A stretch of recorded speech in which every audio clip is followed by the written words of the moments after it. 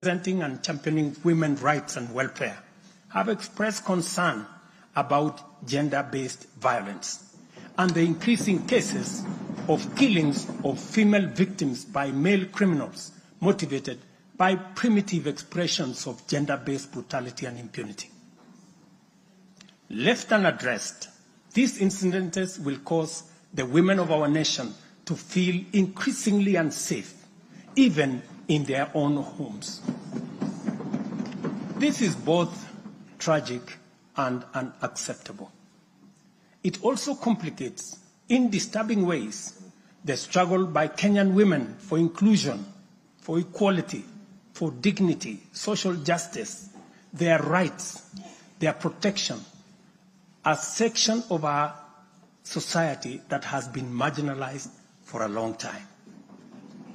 I am aware that most of these cases of murder of women by men have been investigated and prosecuted. It is my hope that in due course, those found culpable will face the full force of the law.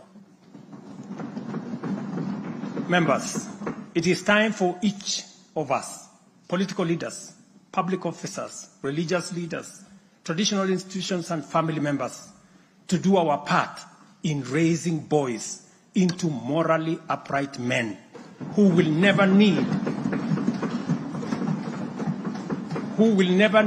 to affirm their masculinity at the expense of women. But instead contribute to making our society just, safe, equal, and inclusive. I appreciate women leaders who have taken time to engage me and propose solutions to address this issue. I have held discussions with other leaders in government, and I have tasked the Deputy President to reach out and facilitate collaborative, broad-based, and multi-sectoral deliberations and recommend effective and radically transformative and affirmative action within the next 6 months. This Parliament will recall that early in my tenure, I engaged the leadership of both houses with recommendations on a working formula to actualize meaningful inclusion of women in national leadership. We must seriously question the drivers and the motives of resistance and reluctance to take the next step in actualizing the 2/3 gender rule. We must call out those who continue to sabotage this right of women to contribute to the governance of our nation. Women are not second-class citizens. They deserve equal representation at all levels.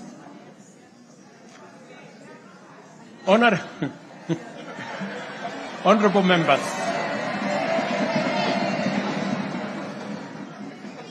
without a doubt, honorable members, without a doubt, every shilling of our national revenue matters and must be used to deliver maximum value to Kenyans.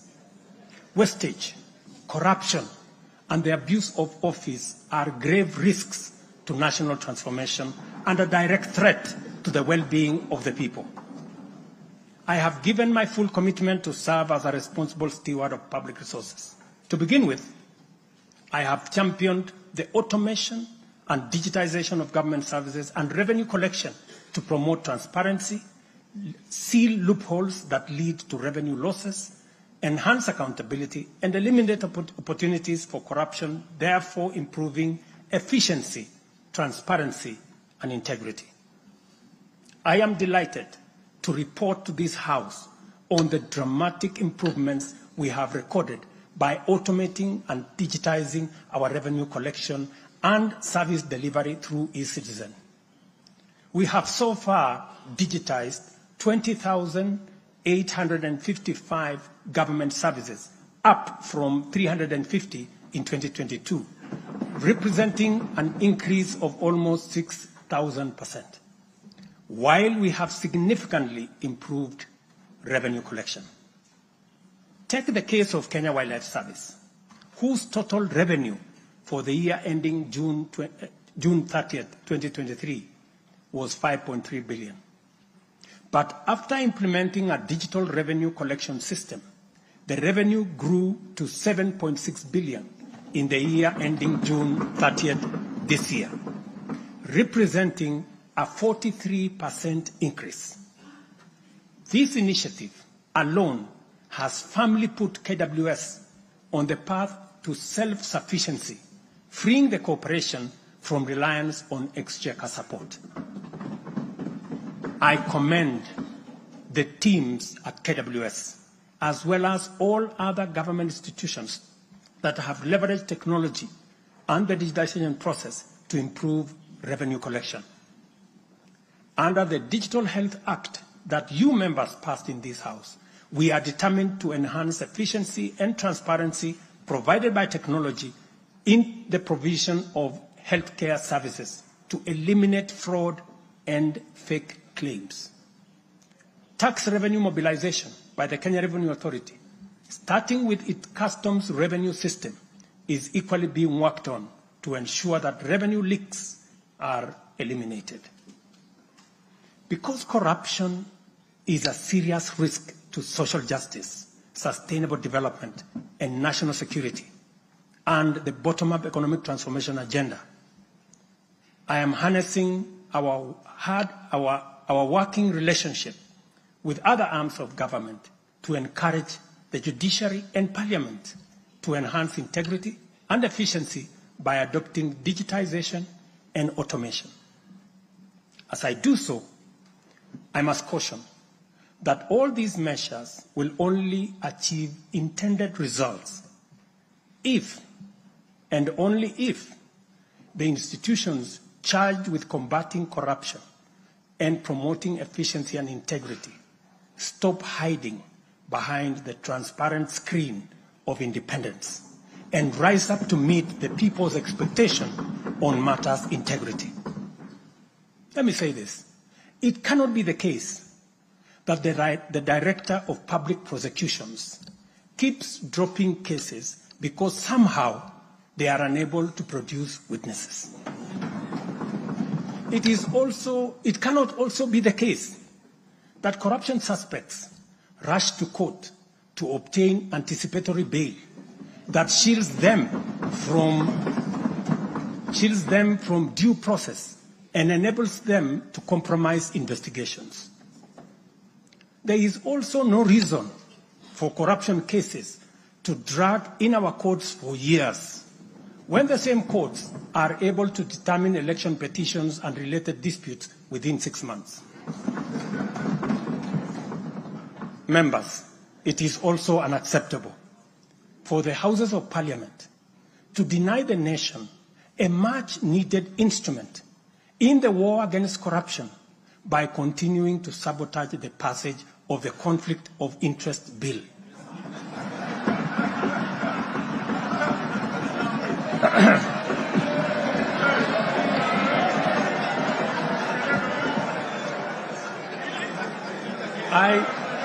I implore you, honorable members, to stop dragging your feet on this bill, unless, my friends, there is a conflict of interest in the passing of the conflict of interest legislation. Similarly, the National Treasury has been dragging its feet in the implementation of an e-procurement system for the last 10 years. Today, I have directed the National Treasury to roll out the e-procurement system by the end of the first quarter of 2025 and ensure that going forward, only procurement undertaken through this system is sanctioned and paid for. Of the many difficult assignments I have undertaken, this fight against corruption is one I now take on with resolve going forward. Let this serve as notice to all. Independent institutions charged with this responsibility must up their game, pull up their socks, and match up to the expectations of the people of Kenya. Honorable members, I have stated in the past and now reiterate today that in the face of undisputed evidence or credible information on corruption, I will not hesitate to take decisive action. Accordingly, I now direct, in furtherance of the principles enshrined in Article 10 of the Constitution on transparency and accountability, and based on new information provided by investigative agencies and partner nations, that the procuring agencies within the Ministry of Transport and the Ministry of Energy and Petroleum immediately cancel the ongoing procurement process for the JKIA expansion public-private partnership transaction, as well as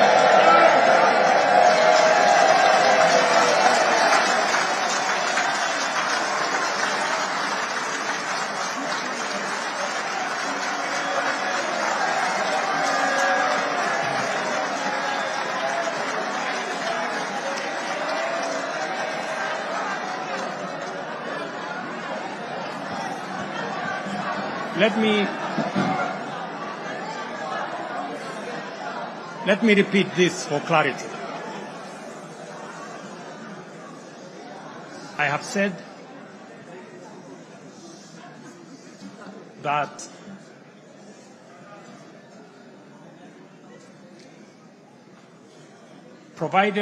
because of the information that has been provided to us by partner nations, I have directed agencies within the Ministry of Transport and the Ministry of Energy and Petroleum to immediately cancel the ongoing procurement process for JKI expansion public-private partnership transaction, as well as the recently concluded Ketrago transmission in public partnership procurement project.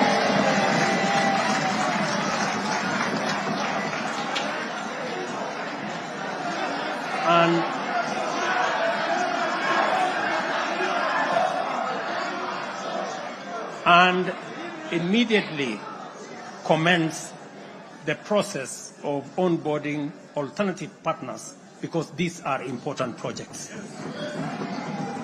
Honorable members, the work of taking our nation forward is our collective responsibility as citizens.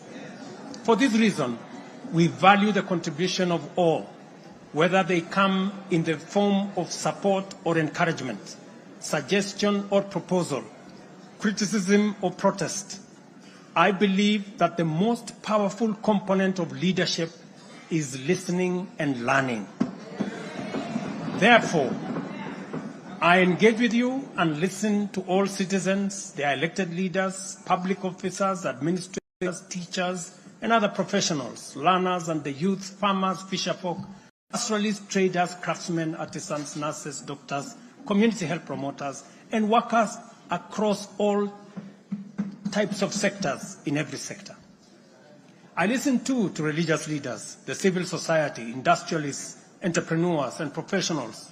Their contributions and everyone else's have my full attention and commitment to respond through positive, affirmative action that takes the national transformation endeavor forward. I commit to continue listening and acting, to engage, debate, deliberate with you, and to take your input into consideration in serving our nation. By design, the bottom-up economic transformation agenda is defined by its capacity to elicit feedback in the course of implementation and incorporate the same in making improvements and further progress. With every input from stakeholders, our ability to drive progress increases. By listening to you and to every Kenyan, I am able to serve this nation better. As we take part in this necessary discourse, I want to make one thing very clear. I am fully invested in the success of the strategies, policies, programs, and projects under our plan. For this reason, I am committed to do all it takes and work with every willing Kenyan until we succeed, because failure is not an option. Given the challenges our nation has faced, it has become clear, honorable members, that overcoming these obstacles requires the collective energy, the collective wisdom, ideas, and goodwill of Kenyans of all political, cultural persuasions, religious beliefs, and walks of life. The wisdom of entrenching national unity and inclusivity as a national value in our Constitution is clearly evident. Our diversity is our source of power. And this moment in the history of our nation calls for radical collaboration to transcend our challenges. We do not have the luxury of magnifying our differences. It is time for all of us to pull together and usher the nation into the future of our dreams. With this in mind, I initiated extensive consultations with leaders from across all divides, public and private. Through these engagements, we resolved to reimagine unity and inclusivity and harness the full potential of our nation through bipartisanship, which culminated in the formation of the broad-based cabinet. The imperative to accommodate the contribution of leaders across the aisle inspired us to constitute the broad-based government, a partnership based on shared purpose and premised on a commitment to bring our national values into action to turbocharge the implementation of the transformation of our nation. Being a farmer myself, transformation is like farming. A lot of resources are invested in plowing the land and planting the seeds, after which there is nothing to see for all the work except stretches of bare earth. Impatience might lead to anxiety and lamentation of the waste of effort in seed buried in the earth. However, after a brief wait, seedlings sprout, requiring close attention, weeding, and patient tending into the crop that will be ready for harvest. So is economic transformation. It requires hard work, investment of resources, patience, and faith. We have planted the seed, and all over the field, it is beginning to sprout. While admittedly there remains much to fulfill, our collective hope to deliver the national economic transformation that this nation so dearly deserves is on course. I am proud to declare that we have also made undeniable progress in building on the strong foundation laid in previous years and getting the National Development Project off the ground. Honourable members, from the reports that I have the honour to table for your consideration and debate, there is reason to be optimistic that our forward march is unstoppable and that our capacity and commitment to live and work by our national values and principles of governance are stronger than ever before. Our nation is a proud member of the international community, making our contributions to the global progress boldly and with great determination. We stand collectively facing the dawn with confidence that our expectations of a bright daylight is not in vain. In summary, honourable members, and all fellow citizens, the state of our nation is resilient. And now, honourable speakers, it is my pleasure to submit to Parliament the following 3 reports as required by the Constitution. Number 1 is the report on all measures taken and progress achieved in the realization of national values. The second, report on progress made in fulfilling the international obligations of the Republic of Kenya. And the third, report on the state of our security. Now, therefore, I hand over the reports to the Speaker of the Senate and to the Speaker of the National Assembly. Thank you all. God bless you, and God bless Kenya.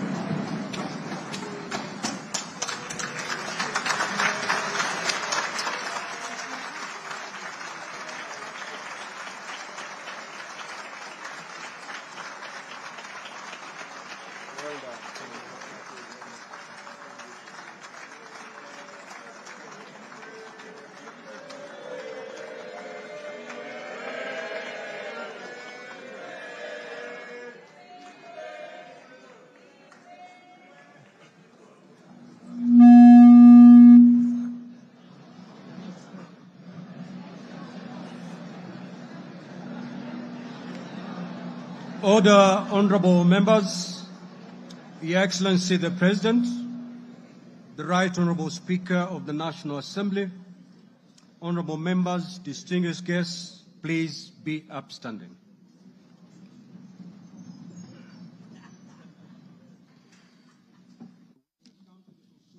Business of the day, and it is now time to adjourn.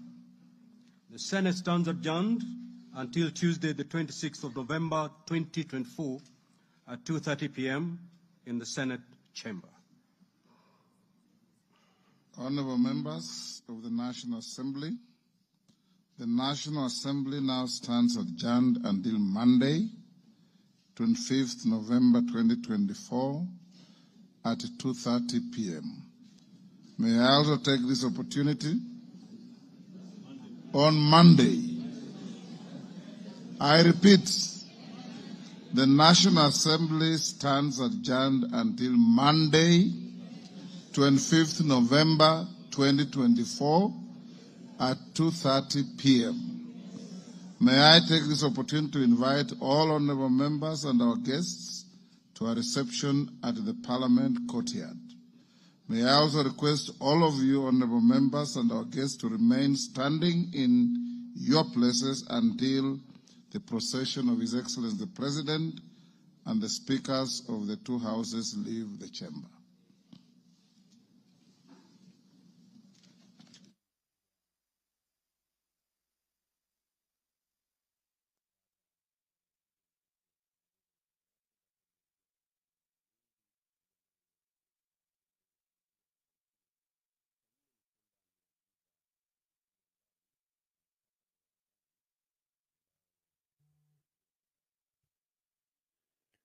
Well, dear viewers, that marks the end of the third State of the Nation address by the President of the Republic of Kenya, President William Ruto, who has just concluded his third State of the Nation address as required by the Constitution.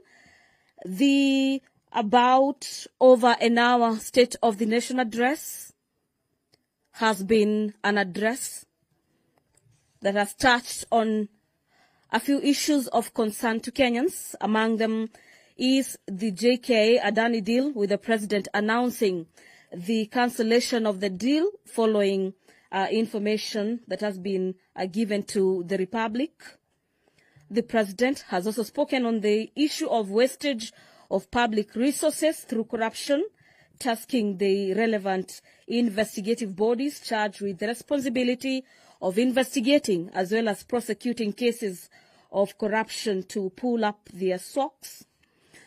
The other takeaway from this third State of the Nation address is the aspect of the actualization and realization of the two-thirds gender rule, with the President announcing that the women of Kenya are no longer going to be second-class citizens, and that his government is going to ensure that women in their numbers, that is, a two-thirds gender rule, is actualized in matters governance. The President has equally spoken on matters of affordable housing, issues of concerns to Kenyans, among them the issues of police abductions and the rising cases of two-thirds gender rule, with the President saying that his government remains committed in ensuring that the rising cases of femicide in the country are brought to about nil.